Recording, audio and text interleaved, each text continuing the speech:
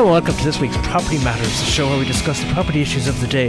You can contact us on Twitter at iPropertyRadio or by email at hello@iproperty.com. Your host today are myself, Brian Fox, and beside me is Carol Talon. Before I introduce Carol,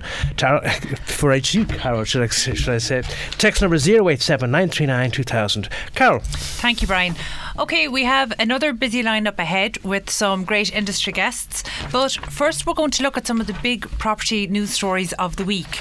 So, Brian, did you see that actually the government have now stepped up their attempts to protect the construction sector from Brexit? Now, you go on. Yeah, there are a number of efforts I think being made to do that. All right. Well, there is. You go ahead. Well, we're going to get Shane Dempsey in from the CIF, and he's going to talk to us about that.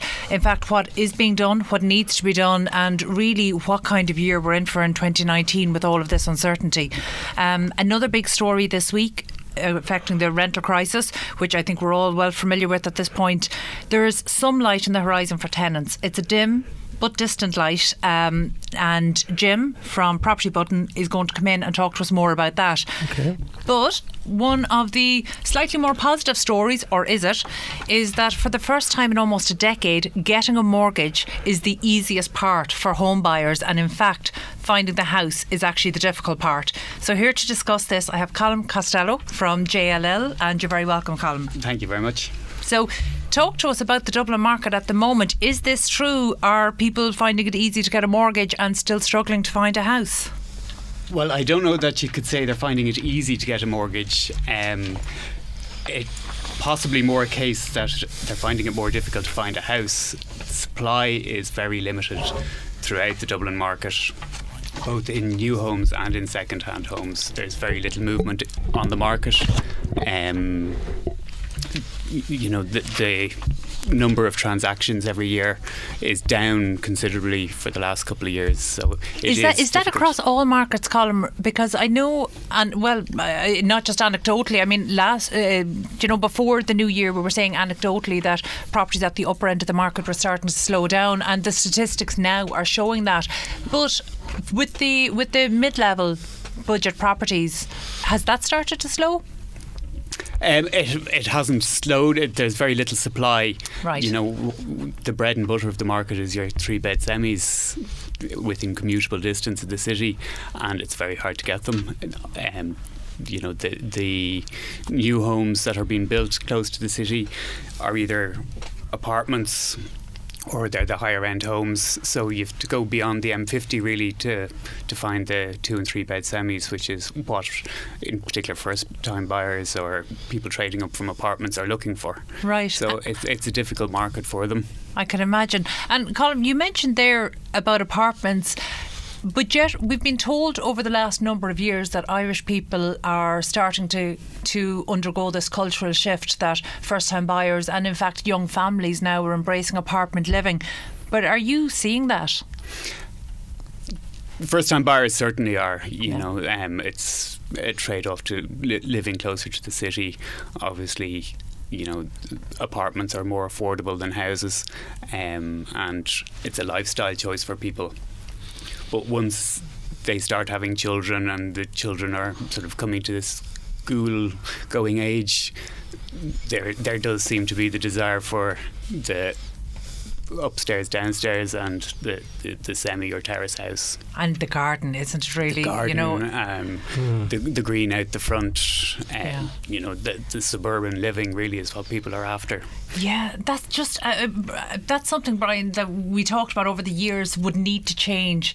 There's no evidence of it changing, though. But there does seem to be, I don't know if Colm would agree with me, but does seem to be a human desire to have their own little patch of land on their... Yeah, they're particularly in this country. I mean, it's less so on the continent. What you'll find on the continent is the apartment developments are designed around family living, whereas a lot of the apartment developments here are designed more so for cohabiting couples or single people. You know, there's less amenities for. But even in that, I mean, suburban living means the house. It means the front and back garden. It seems as if there's a human desire to get back to the land, if you will, and have that sort of stretch of green in front to be of able to plant your strawberries out the back garden. Does it? I mean, is that a natural thing? Is that a natural human thing to have? Do you think? I don't know if it's a natural human thing, but it's certainly something that is very evident in Irish property. That you know, people do want to have the house as opposed to the apartment living. They see it as a natural progression. You know. And do you see a sort of consumer resistance towards? I mean, is there a favour? Would they be biased in terms of that type of living as opposed to apartment living? Well, it's not a bias. It's a preference. A preference, certainly. There'd be a preference to having the house, you know, at some stage. Obviously, starting out, a lot of people are more than happy to have the apartment.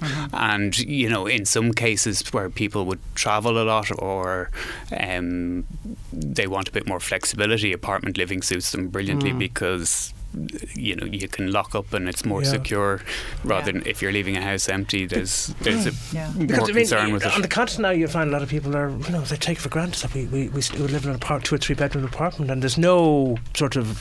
But their apartments are different. I mean, I've lived in apartments in France and Spain, and there's 2 very big things for me. First of all, the design of apartments on the continent are just so much better than Ireland. So you have your downstairs space, you know, in a garage or something like that. So you have storage, you have a utility room. I don't have a utility room in the tiny 3-bed house I'm in at the moment, and yet I had one in an apartment in Spain. And actually the really big thing for me, which I understand isn't going to be everybody's issue, but on the continent you can have animals. You can have dogs in apartments, and you can't in Ireland. And I know that this is an issue for tenants and for property owners. Yes, and I mean that can be an issue for people, particularly renting. That whether you're in a house or in an apartment, there's very few landlords that will take pets, you know, particularly dogs. You know. Actually, that's a huge problem, Colin. So actually, that's something that I'm going to get up my soapbox about in future months, but I'll let you away with it today. So, Colin, tell me, there's always such a focus on first-time buyers, but you must be coming across first-time sellers in the marketplace at the moment, are you? What kind of help do first-time sellers need?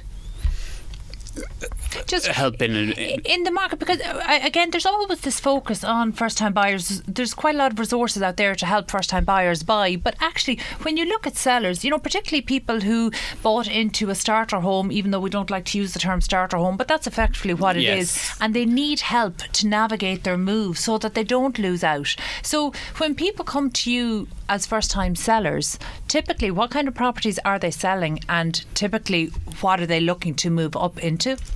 Well, very often now first-time sellers they're either in apartments or in 2-bedroom houses. They're starting to have families, or they've started to have families, so they're looking for more space is their key concern. Or often they're looking to move back closer to where their families are, so they can have help looking after kids. They're, you know, one of the concerns for them then is schools, so they're looking to move to an area where, you know, the quality of the schools is good, the amenities are there, that they have the social supports there to raise a family. And that's great. Speaking of seller, I mean, what's the climate like for selling at the moment? Is there any sense of nervousness about selling because of you know, the market out there being so tough at the moment, price and so forth? I mean, are they willing to look around and see what they can get? For selling, yes. I mean, it's a good market to be selling in. Good market, obviously, because the supply is short. So, you know, they're achieving strong prices, but sellers then become buyers, so they have to find something to buy as well. My very point. So it's difficult for them setting out to have the budget that it's going to cost X, Y or Z in order to trade from a 3-bed up to a 4-bed, because the prices are moving. And now it's settled quite a bit, you know, in the last year or so. Price increases have been around 3 or 4%, so that's sort of manageable and sustainable, whereas a couple of years before that there was big surges in prices. So you could have a 3 or 4 month period where prices could jump by 7 or 8% in that time period. So it's difficult for somebody to gauge that and to time the selling and the buying correctly, you know. Sure. Of course, and actually I think when the marketplace is like that, it does lead to some very poor decision making, and that must be something that you witness from time to time as well.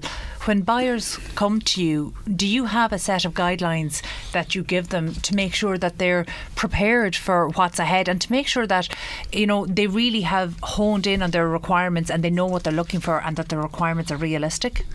Yeah, well, it's important for them to know why that they're looking to trade, you know, to analyse it and to understand what it is they're looking for to get out of moving house. So whether it be more space or whether it be closer to work or closer to schools or shops or whatever it is, that they understand, that they're clear in their own minds why it is they're moving. Okay, and that way they can narrow down their search better, you know. Of course. Do you find, though, that both buyers and sellers are coming to you far more informed now than they might have been even 5, 6, 7 years ago? They're definitely more informed. They have the property price register now, which enables them to see what properties are selling for. It's the market is more transparent now, so if they're looking in a particular estate or on a particular street, they can see what price houses are trading at in that area, as opposed to just asking prices, which could be 10% plus or minus what the final price is, you know. So setting out, they can budget better, that they know what kind of prices to expect in an area, you know. So from that point of view, they're certainly more informed. Oftentimes, you know, there's a lot of other costs that they could take into account when trading. So, you know, particularly in the second-hand market, you're not always comparing like with like. If you're looking at two houses in the same estate, one could be in excellent condition, one could be a fixer-upper.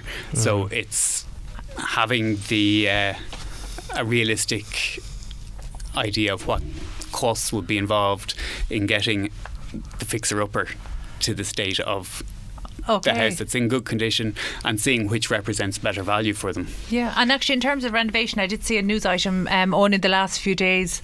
I just saw a news item there to show that renovation costs had gone up hugely for individuals carrying out renovations in the current marketplace. So is that something that new buyers are aware of, or? Yeah, I think there's quite a lot of focus from the media on that.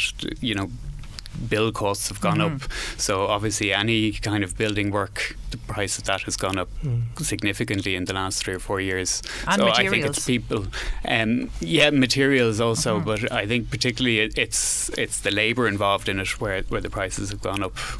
Speaking, just want to come in. Speaking of in the context of fixer up, as you call it, obviously a lot of old houses aren't properly insulated, and there's a term BER. Perhaps you'd give listeners some idea of how they can improve perhaps maybe their own house in relation to insulation and what the BER actually means. Yeah, well, the BER is the building energy rating. So basically what it is, it would be similar to your miles per gallon in a car. It gives you an idea of what the cost of running the house would be from over a year. So the better the BER, the lower the costs of heating it and living in it are going to be. So heating is the main factor involved in the BER. So some of the things you can do to improve a BER are a new heating system. So if you're in a house that was built in the 80s or 90s and you have the same central heating system that was there originally, it would be a very low rated system, so it would be maybe 50 or 60% efficient, whereas a newer boiler now could be 93, 94% efficient. Okay. So putting in a new boiler will immediately increase the BER. Other things such as insulation. So a very important factor is attic insulation. Yeah. A lot of older houses only have maybe 2 or 3 inches of insulation in the attic. So another role of lamb's wool insulation rock wool insulation would make a improve difference. that hugely. Lagging jacket on the hot water cylinder. And the in between the walls as well. Is how popular Well, is if that? you have a cavity wall, you can pump the insulation in between them. But a lot of houses would be cavity block, so the pumped cavity insulation doesn't work as well in them because it ends up being quite patchy. But you can insulate the outside of the wall, which is very effective. I suppose from a resale point of view as well, worth investing in good insulation like that. Yeah, from a resale point of view, it's certainly worth investing. But even from the point of view of if you're staying in the house, it's worth investing in because it will pay for itself eventually. But in the meantime, living in the house is a lot more comfortable because it retains the heat. So if you have the heating on for an hour in the afternoon, it'll retain the heat through the evening, whereas in an older house where it's drafty and is poorly insulated, as soon as the heating goes off, the house is freezing. But how, I understand that, and I think that's going to become an even more important issue. However, how much value do house hunters at the moment put on the BER cert? Are they actually offering more for houses that have a higher rating, or does it factor into their decision making and their negotiation? It factors into the decision making. Now again, it's hard to quantify because in the second hand market no two houses are the same, so you know, if you're looking at two side by side houses and one is a C rated and one is an F rated, the C rated obviously is going to be less expensive to live in. But it would generally follow that the house that's C rated is probably in newer condition as well, because they would tend to have other upgrades as well. So the F rated house, you know, would be in similar condition or similar style to how it was built, you know. Very good. Yeah, and look, that makes sense, and I do think it's something that we're going to be hearing more about and talking a lot more about. But before we let you go, Colin, can you think of maybe just a tip for house hunters out there at the moment who might be feeling a little discouraged because of how difficult it is to find a property? Can you think of one tip that might just help them today? One tip for them is to be organised to begin with and have a clear idea of what it is they're looking for, and then look at as many properties as they possibly can, because while they might on initial inspection be put off a house, you know, it could be the diamond in the rough. It could be a house with huge potential that, you know, they could get it at a better price, spend a bit of money on it, and it could be the house of their dreams. That's brilliant. We're all in favour of a diamond in the rough, aren't we, Brian? So, Colin, thank you so much for coming in to join us this evening on Property Very Matters. welcome. That Thanks was for having Colin me. Costello, and sales negotiator for JLL. Thank you so much. Next up after the break, we have Jim Urrell, a CEO and founder of Property Button. 93.9 Dublin South FM. Oh, will you look at them go? I wish I had their energy. They're good for the soul, though, aren't they? I can't imagine life without Lucky. But he might outlive me yet. Oh, well, take my advice and sign up for a Dogs Trust Canine Care card. It's completely free, and it's given me such peace of mind since I did. What's that? Well, it's simple, really. It means if you pass away before Lucky, Dogs Trust will take him in and give him the care and love he needs until they match him with the perfect forever home. That sounds terrific. How much did you say it costs? It doesn't cost a cent. Great. How do I sign up? Just text CARE to 50100 and they'll call you with more information. Or you can go to dogstrust.ie. Well, that's wonderful advice. I'll do that right away. Here, Lucky. Good boy.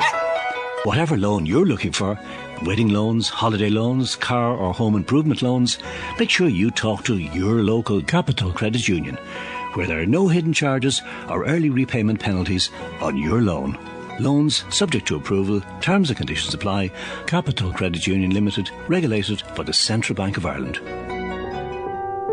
Senior Line is a confidential telephone service for older people. Free phone 1800 80 45 91. We're open every day of the year from 10 a.m. till 10 p.m, including Christmas Day and New Year. So it's free phone 1800 80 45 91. We're there if you need someone to talk to and need someone to listen. We're older people too, so we will understand, and we're very good at listening. Did you get the Senior Line number? It's free phone 1800 80 45 91. your community radio for South Dublin. This is Dublin South FM. And you're very welcome back to Property Matters here in Dublin South FM with Brian Fox and Carol Talon. You can contact us on Twitter at iPropertyRadio or email hello@iPropertyRadio.com. And we also have a text number this evening. It's text number 087 939 2000, so you can get us on that as well. Okay, Brian, as I mentioned at the top of the show there, that we have some positive news in terms of our rental crisis, that there is some light on the horizon for tenants. And here to talk to us about it is Jim Urrell, CEO and founder of Property Button. Jim, you're very welcome today. Thanks, Carol. Yeah. So, Jim, you saw that the good news is really quite relative here in the rental market. Prices are still going up, but they're going up at a slightly lower rate. But what is positive is that availability of properties seems to be growing, and nationwide I think we have about 11% more available rental stock on the market. Unfortunately in Dublin that's about 1%. But look, we have to take the positives where we can. So Jim, you might just explain what it is that Property Button does. Sure.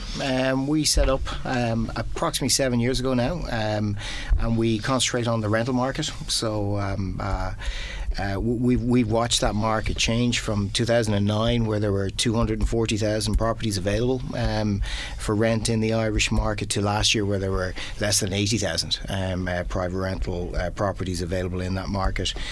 And we've seen how the market's evolved. You know that we've had this horrible vicious cycle in place where people won't move because rents have increased. So if they go to the next property, their rents are going to be higher. We all know this. But the other side of that maybe hasn't been as clear to everyone. Because people don't move, there's less properties available in the market, and less properties available, the rents push up. And we've had this horrible vicious cycle. And the only solution to that is availability of more new rental property. We certainly need 25 to 35,000 new houses per year, and we've seen maybe 4,000 houses per year built in the period 2009 to 2014, 2015. Yeah, I think the figures last year were coming up to about 17,500 correct to 18,000, and I know the target this year is for 21,000, but there's still some dispute as to what constitutes a new property. There's still dispute over those figures, but we're still a long way off 25 to 35. In terms of how they're wired up and so forth from electricity. As in, are they newly built, or are they actually properties that have been disconnected from utilities and then just back to the marketplace? So we're, like what Jim says is absolutely correct. We need somewhere between 25 and 35,000 conservatively, consistently for the next few years, and at best in 2019 we're likely to have an output of about 21,000. But good news is it's a significant ramp up. And the good news is we're starting to break that vicious cycle of people not moving because rents are too high, and then rents increasing because people aren't moving. As you said, 11% increase in rental property nationwide in the critical pinch area, in the Greater Dublin area. It's lower, but that is really good news. So what we've seen is frustrated first-time buyers, people who just sat in rental property because there was nothing to buy and you couldn't get a mortgage. So those frustrated people are now starting to move, starting to become first-time buyers. So that's fantastic, and we certainly have seen the first-time buyer grant supporting that, so supporting affordability. And hopefully now, as we see the new Home Building Finance Ireland, that coming through, supplying finance outside the Greater Dublin area in particular, that will increase supply further. So I think we're starting to break that. It's not a uniquely Irish problem, though, isn't it? Is it? I mean, it seems that a lot of cities, modern cities now, are having this problem of supply. London, many cities in the UK, I know in the States too, there's a major problem there as well. No, I 100% agree with you, Brian. They're in any of the major metropolitan areas that are growing, we've a lack of supply. But in Ireland, we had a really vicious housing market collapse and banking market was collapse that because simultaneously. Of previous government policy, or what do you think is the? Oh, gee, there were a million reasons for that. There are a myriad of reasons. I think we can give him a prize if he can pinpoint the cause of that. But certainly, it's relatively unique where we'd see a housing market collapse and a banking collapse simultaneously. Fair enough. And it's just so hard to recover for that, and it's taken us 10 years. But let's not focus on that vicious 10 years. The great news is that we're starting to see momentum in the supply of property, and first-time buyer properties are directly correlated to the availability of rental property. property and rental property is directly correlated to the price. So if you're a tenant out there listening and you are at the pin of your collar, rents have gone up 600 quid per month since 2011. Like, tenants are being crucified because of the market. The good news is the help is coming. So if you can hold out until the cavalry arrives. In other words, more housing supply, obviously. More housing supply. And I mean, I don't know if this is really our area, but rent regulation, do you think is that on the anyone's agenda in relation to rental properties? Yeah, so we've certainly seen in general increase in regulation over the last number of years, Brian. In particular, the rent pressure zones been introduced in many metropolitan areas where we're seeing very high increases in rent. And is it fair to say, Jim, we're only seeing the effects, or we're only seeing the effectiveness of the rent pressure zones this year? I think we've seen the effects. I'm glad you said that, Carol, because we've seen the effects for a couple of years, and the effects have been actually reduced property supply. Because if you're in a rent pressure zone and you have a locked in rent, you're not going to move for love nor money, because guaranteed you're going to a higher price property. So if you won't move, and loads of your other renters in the market don't move, there's no supply, so rents just go through the roof in anywhere outside the rent pressure zones. So we almost immediately saw that effect, that unforeseen consequence, as soon as the regulation came in.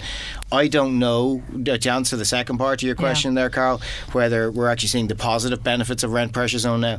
I genuinely don't believe that to be the case. I think that it's all down to supply, because it's not a nationwide reduction in rental increases because of rent pressure zones. That's because supply is coming back into the market. They're directly correlated.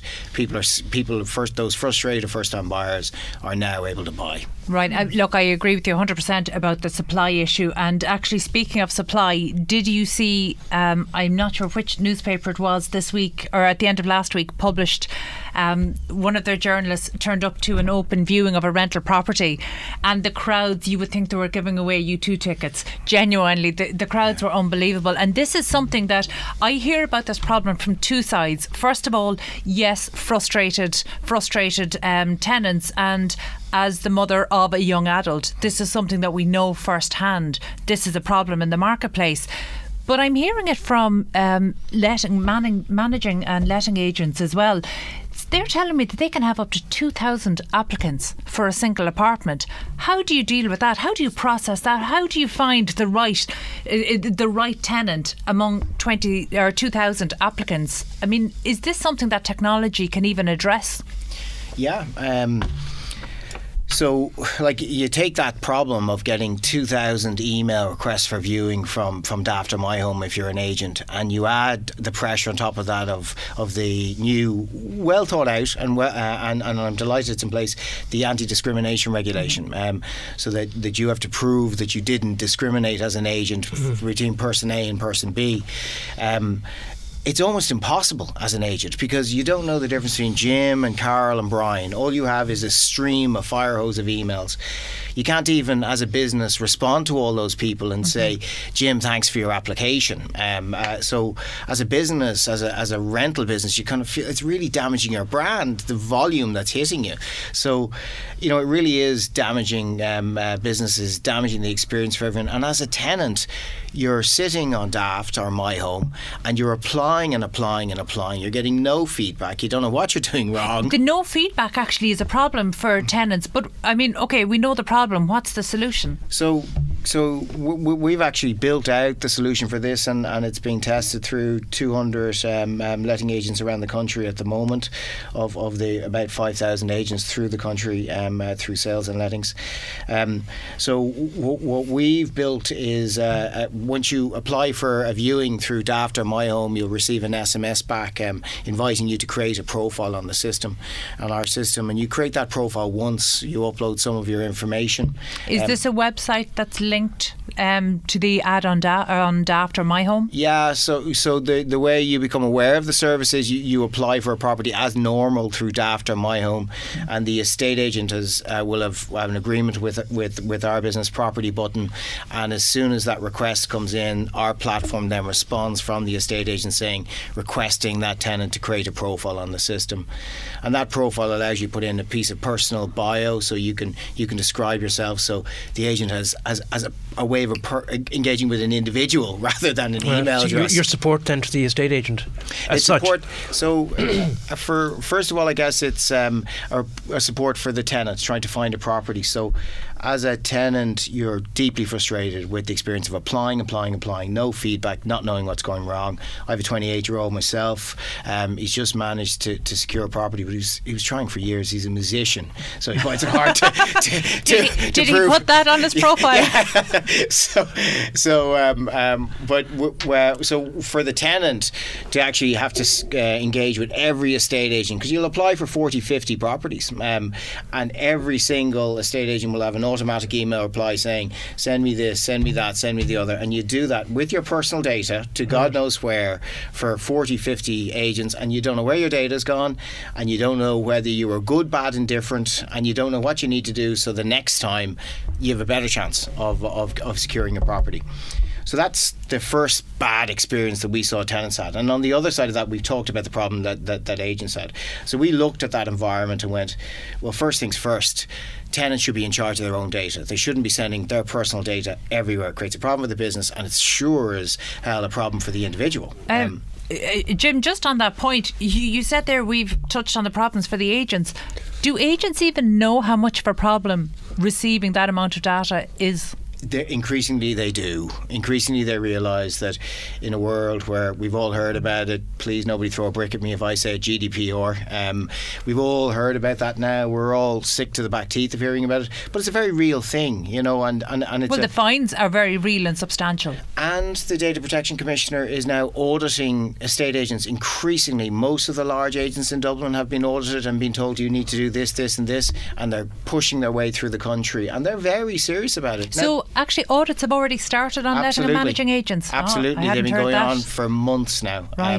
Sorry. I'm sorry. No, I didn't mean to interrupt you. I'm just curious then. I mean, you work with the consumers, so does the consumer has obviously to pay you then to do this? No, actually, we provide all our services free of charge. So we're paid. We earn our revenue, so to support the business from, at the moment, utility companies in the back end. So you move all the way through the process, and I can talk you through that process now, Brian. But right at the end, where you've moved into the house, our initial product was this utility product, so that after you sign the lease, you were given a little invitation into our app, and it would say, hi, you've moved into 27 Delgany Glen, Jim. These services are available at the property, and you could go, I want the cheapest, or I want direct debit, or I want... You just put on a filter, you decide all the products you want, and you then don't need to know things like MPRNs and GPRNs and meter numbers. Does this mean all that those services. When you move into a new property, you don't have to spend 20 minutes 10 times on the phone to AIR or ESB networks? That's exactly it. That horrible... So you really are taking a huge headache away from the potential renter. Most of the letting agents, the councils, the housing associations, the REITs in the country would use our standard utility service, which only kicked in after you signed your lease. You got your little welcome message, and you went in, and all the property information was in there, so you didn't have all that horrible business of going in and finding all that information and being on the telephone and trying to close out those accounts and set up new ones, and not knowing which one was the best price. So we solved that 5-6 years ago, and that product is used extensively in the market. So obviously you saw a gap in the market for that type of service. We did, back then. We saw that problem and solved it, and hence really started to understand the rental process, both from the agent and the tenant's perspective, and just seeing the pressures they were both under, and understanding just it was a bad experience for both sides, and that technology could solve that. And that's why we built our new service, which now allows a tenant to create a profile once.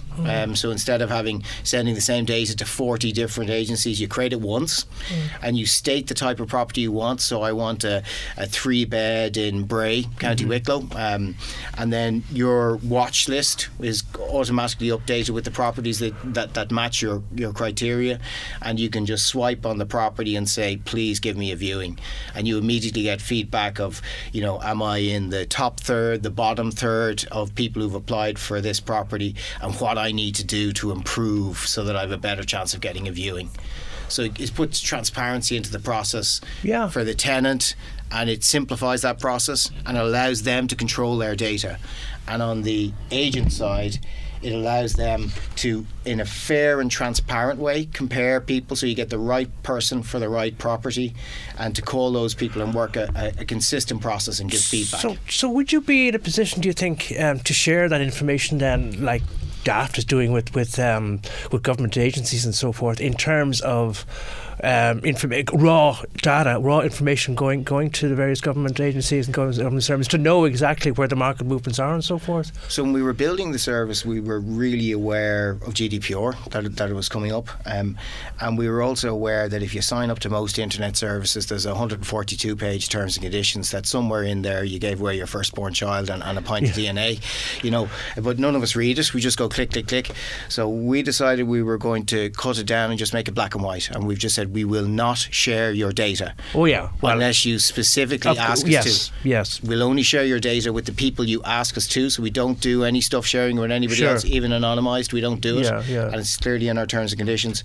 And we also unshare it as soon. So in the app, there's a button: share, unshare, who it's sharing with, or delete. So that GDPR was built in from the start. But in terms of the information you gather in relation to your own data, which you obviously have a mine of information in relation to what's available, what's not available, movements, like all that type of... We have all that data, but we're clear as a business that isn't our data. That is the tenant's data, and that's what's in the terms and conditions. I see. That we built this for tenants. So it's to support you moving house. And we want to have a lifelong relationship with people, Brian, that they rent 2 or 3 times, they become a first-time buyer. So we want people to trust us, so we know we need to be super transparent with the terms and conditions. Jim, I think that you're absolutely bang on trend with this and with the activity that Property Button is developing at the moment. In fact, you might have seen that Yahoo actually ran a global news piece this week it was actually called Seeking the Edge, and they were reporting how US landlords are actually turning to the tenant experience for competitive advantage. So it is all about improving the user experience, and every property business knows they need to do that. So just before we finish up, can you maybe just give a quick tip for tenants who are frustrated and the light at the end of the tunnel is just too far away? Can you give them a quick tip as to how they can improve their standing on your platform so that they will get called for that viewing? About 20 seconds. Create a profile. Log on to propertybutton.io and create a profile, and we will bring you through the process. It tells you the minimum details you need to be called for viewing, and it tells you how to improve your profile. Right. Jim Urald, CEO and founder of Property Button, thanks for coming on the show with us. And after a quick break, we'll be joined by Shane Dempsey from the Construction Industry Federation. Your community radio for South Dublin. This is Dublin South FM. Could you and your dog spend 1 hour per week bringing special moments to people in care centres? Or would you like one of our volunteer visiting teams to come and visit your care centre? At Irish Therapy Dogs, we have a dedicated interest in the use of pet therapy for people in long-term or daily residential care. A professional organisation aimed at providing a pet therapy service on a national basis. If you with your dog would like to get involved, or if you would like one of our visiting teams to visit your care centre, then please call us on 01 544 6198 or visit irishtherapydogs.ie for more information. Do you need a professional-looking website or graphics for your company? Does your current website work on all modern devices, such as tablets and smartphones? If not, you are losing business. Preamp Digital Media provides a full range of solutions to give your company the edge in today's digital world. Please visit www.preampdigitalmedia.com for all the information you need. That's www.preampdigitalmedia.com. I've always provided. That's what I do. Even when the job shut down, I somehow managed. But the pressure chips away at your confidence. I felt alone. I needed to talk things out. I learned Samaritans isn't just for when you hit rock bottom. I'm glad I called. It's always worth getting problems big and not so big off your chest. Call Samaritans. No pressure, no judgment. We're here for you. Anytime, talk to us. Free call 116 123 or go to samaritans.ie. Broadcasting to South Dublin on 93.9. This is Dublin South FM. And welcome back to Property Matters here on Dublin South FM. I'm Brian Fox and Carol Talon is here as well. You can contact us on Twitter at iProperty. Our email hello at iProperty.com and text number 087 939 2000. Okay, thank you, Brian. Before we move ahead with what we're going to be moving ahead with now into the construction sector, I want to just give a quick mention about planning. First of all, next week we're going to do a whole episode dedicated to planning. And I know that's not going to excite many listeners, but bear with me. Mm-hmm. The reason we're doing this is that I think we might have a problem in Ireland in terms of our planning. I think we have a generation of people who genuinely don't know that they have a role to play in the planning process. They don't understand how vital that their voice is.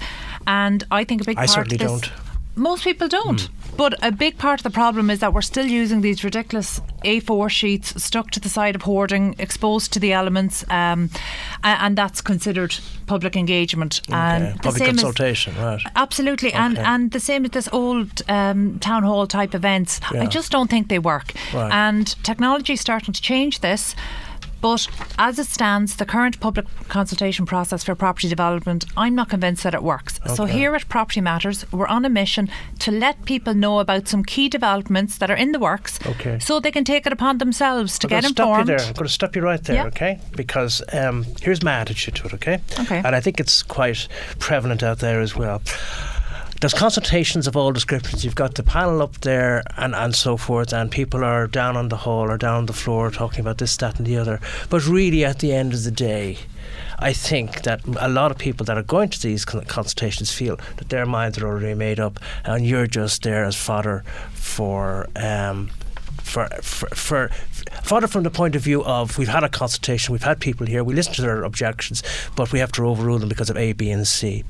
Can you address that question, that point? That's a very cynical approach, Brian. It is. So I'm not going to say that you're wrong. I hope you're wrong. Unfortunately, I think you mightn't be, but I think that's a very cynical attitude, so we're not going to go down that road. Oh, In we're fact, not, okay. No, what we're going to do is we're actually going to let people know they have a voice within the planning system, with that voice comes a responsibility to use it. So, okay, first of all, let's just throw it out. Dublin City Council have proposed a new plaza plan for the north side. It's a pedestrian plaza beside the Halfpenny Bridge on Liffey Street, and that's something that is going to be open for public consultation. Actually, I think it's not going, unlike the College Green Civic Plaza, which was obviously refused by An Bord Pleanála quite recently. This one is actually not, this plans are not being submitted to An Bord Pleanála. In fact, it's actually going to be open for public consultation, and the plans will be on public display in accordance with the Council's internal planning process in the coming weeks. So this is something that we want people, if they feel engaged, to actually take it upon themselves, find the information. It's all on the local authority, Dublin City Council website. Actually take a responsibility to inform yourself. If you have an opinion about it, use your voice and actually contribute. Remember, public consultation is one side of it, but community engagement is the other. And remember, property developers can't hear you if you're not submitting your voice. So I think sometimes we have a cynical approach, like you just took, Brian. I'm calling you out on it. You're cynical about the sector, and I believe that they're ready to listen much more than people realise. Well, actually, again, and you're absolutely right, it is very cyclical, but I mean, of the developments that are going on in this particular area, I do know that people are turning up in their thousands to the council, because as you know well here in Dundrum, there's talk of hotels and so forth, but I'm just addressing people that feel like people that don't go out and vote, that my vote's, what's the point in voting? But in this area, the whole idea of community participation is quite vibrant. Well, we're going to make it even more vibrant. So this is something that we're going to be talking about every week from now on. Okay. So if people have a strong opinion about this, we'd love to hear from you. The email address is hello@iPropertyRadio.com, and I am delighted particularly given your cynical attitude, Brian. I'm delighted that our next guest is Shane Dempsey. Here now. I'm not going to say anything anymore. No. And Shane is the Director of Communications with the Construction Industry Federation. Shane, you're very welcome, and I'm very glad it's this very evening that you're here. Yeah, well, tell me, is the industry ready to hear and to engage with the public on planning developments? Of course it is. I think the reality is probably somewhere between both of your cynical and naive approach to the whole thing. I like to consider it idealistic, not naive. But thank you. Thank you, Shane. Much better word, I think. Thank you very much. Yeah, no, we are listening, and I think the extent of the increase in housing, even that we've heard about today, it has increased by fourfold since 2013, from 4,000 houses to 22, with us likely to hit maybe 22, 23 next year, and then possibly the 25,000 mark, which is, considered a kind of the beginning of a sustainable level of housing. But I think you can sense it out there, and you can see it out there, that there is an openness now to engage. It's a different set of house builders and developers that we're dealing with. There are some familiar faces there, of course, but I think there's a new process, and there's definitely a sense of optimism. There's a sense of optimism, certainly. What I say is the recovery in house building is here. It's just unevenly distributed. So it's concentrated in the particular pockets in the Greater Dublin area. Cork is another area that's showing strong growth, and that has really led the increase over the last number of years. But outside the Greater Dublin area, the reports back from house builders there are stagnation. It's not viable to build, and for a functioning market as well, we need people who can buy, people who can build, and people who can lend. And outside Dublin, none of those factors are in place. So there's an optimism in the urban areas. There's a pessimism in the regional areas. It's a huge dichotomy. Yeah. The ramping up of activity is a positive one, but in terms of where the industry is now, I think we're on target, is it, to deliver 21,000 homes this year, up to 23,000 next year. Is the industry at capacity at that? Well, if you talk to the regional house builders, they'll say absolutely not. They are eager to build, and there are towns, outside the Greater Dublin area, in the Midlands in particular, in the West, and I'll have to mention all the regions now, but there are builders there who are ready and willing to build, and they don't have the capacity in that they can't get development finance to build these houses out. And there's an anomaly in the system. There's contradictions in the system. There is demand everywhere, but there isn't viability. So you need the two in tandem. Okay. So viability is supposed to mean profitability, doesn't it? Profitability, yeah, indeed. And if the banks don't see, this was a major insight for me when I joined the CIF in 2016. When the banks don't see the 15% profit margin on a development, they don't lend. So the developer or house builder sits outside the Dublin area, waiting, for demand to become realisable, And that's I'm glad that you brought up that point, because I think that's something that's really misunderstood and misinterpreted across mainstream media at the moment, and that is this requirement in terms of viability, and this requirement to show X amount, whether it's 12% or 15% profit. That's not the developer, that's the bank actually requiring that. Tell me, are your members positive, or are they feeling optimistic about the home building finance initiative? Cautious optimism, to continue with the theme of earlier on. It's 750 million. It should by right really help kickstart house building outside the Greater Dublin area. We did a survey in 2017 with RSM that found regional house builders, SME house builders in particular, couldn't get finance from traditional banking sources. In fact, they disengaged entirely. So the survey showed that they weren't even going into the bank anymore at that point. So the HBFI should be prepared to tread where the traditional banks, Home Building Finance Initiative, Ireland Initiative, and small business, yes. Sorry, Shane, but just because you mentioned there that it's hoped it will stimulate activity outside of Dublin, yet a lot of the key sites that were named for joint partnerships with this are all in and around the Greater Dublin area. Yes, you will find that they will have identified, like with the Land Development Agency and the HPFI, they'll have identified a couple of key sites that they'll trail out in the launch of these initiatives, and then it's very much up to, we'll say, house builders or community groups to come together and then make applications. And I think it's my understanding there's over 30 at the moment already. Okay. But the easy ones, the low-hanging fruit, and it's back to my original point where all the concentration of activity and increase is, it's all in the Dublin area. So that's great for the short term. Dublin is reaching capacity in a number of ways. There's still demand for housing, but the more housing we put in, the more infrastructure we need, and there's a bit of a dichotomy there. That is a major problem, because we may go from ghost estates to ghost communities, if we don't actually build in the roads and the facilities. So it's something that has to happen in tandem, and in fairness, Minister Donoghue has been very cognizant of this, and he is pulling levers to release more housing and release more infrastructure and curtail housing, and so it's very interesting. It's actually quite interesting, because a very popular, it's actually Stephen Donnelly down in Wicklow, who is he's a spokesman on health, but anyway, he was doing a video and put it up on Twitter there. It was very interesting, of cars moving, a complete traffic jam from way down South Wicklow up along the what's that, N11? the N11. Yeah. And it was just dreadful to look at. So from the point of view of infrastructure, we really have to. I don't know whether it's more investment in public transport or what it is, but certainly something has to be done. Something has to be done, and in fairness, I think the government were at pains to release infrastructure funding first. So we had the LIHAF, which was the Local Infrastructure Housing Activation Fund, and that took the cost of developing roads, water services, etc. from the developer or house builder, which was maybe 10, 15, 20% of the cost of the site. So when that was taken off, the banks can look at the proposal and go, okay, that looks healthy, because they don't have to pay for those local infrastructure pieces.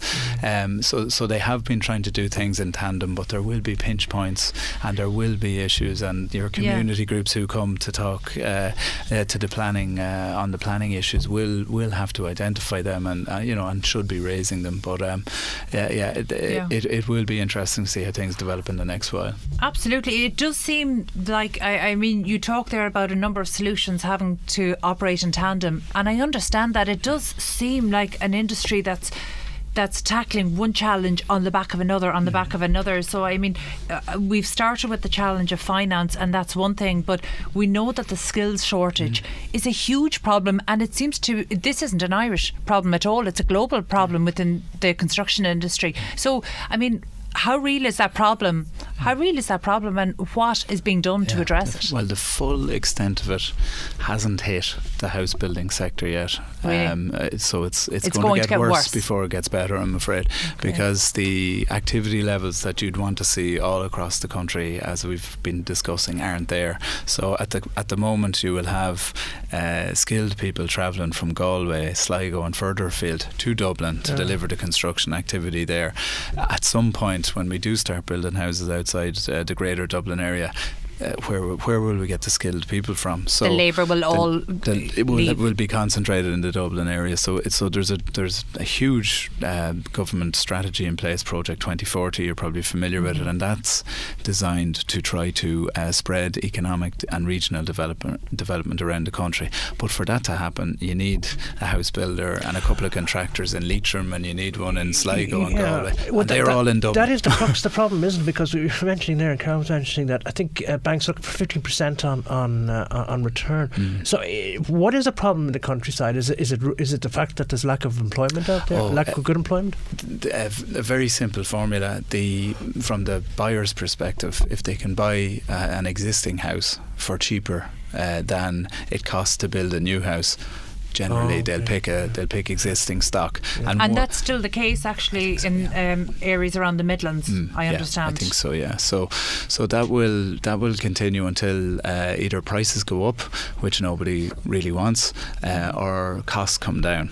And there's a lot of hoary chestnuts in there in the construction costs. So 45% of the cost of a new house is probably soft costs, which are taxation, development levies, and so on and so forth. And there's still no move on even a temporary VAT reprieve. The VAT reprieve we've given up on, and we've, after advice and many attempts, we've took Einstein's advice not to repeat the same thing over and over again and expect a different result.